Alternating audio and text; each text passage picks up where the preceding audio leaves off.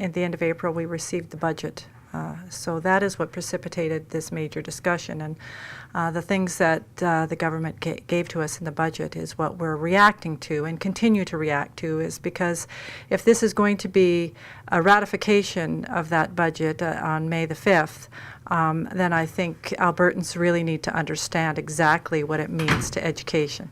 Yeah, he's suggesting with his statements that we have a bank of money available, and that's not really the case. When you look across the province of $430 million approximately, that's spread throughout 62 different school boards in the province, and it's not spread equally.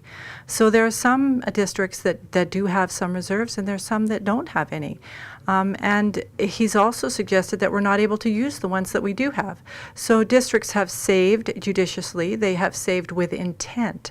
That money is not sitting there with no purpose. It has a purpose. It has been set aside for a specific reason, be it textbooks, be it school-generated funds that are generated at the school level, such as the recent Hunting Hills Bike-a-thon generated some money.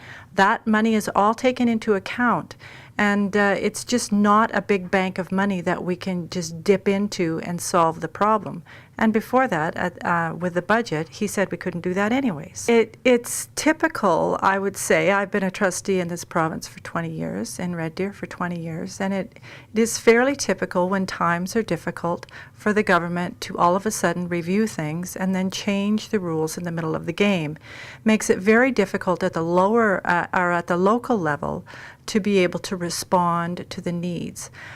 Did we expect more money in this budget announcement? Absolutely not. That was not, we knew that there was some tough times coming, but we were hoping that we would at least be able to react to them at the local level, to be able to make some good decisions at the local level, and to be able to spread the hurt around, so to speak, a little bit more fairly than this budget's parameters have suggested that we must do. It's every school board throughout the province, I would suggest to you, is going to be affected.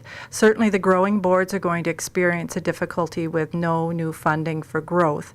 However, I have spoken with some of my colleagues who are in districts that aren't growing, and they too are experiencing great issues with trying to balance their budgets. So I think it's going to hurt all of us.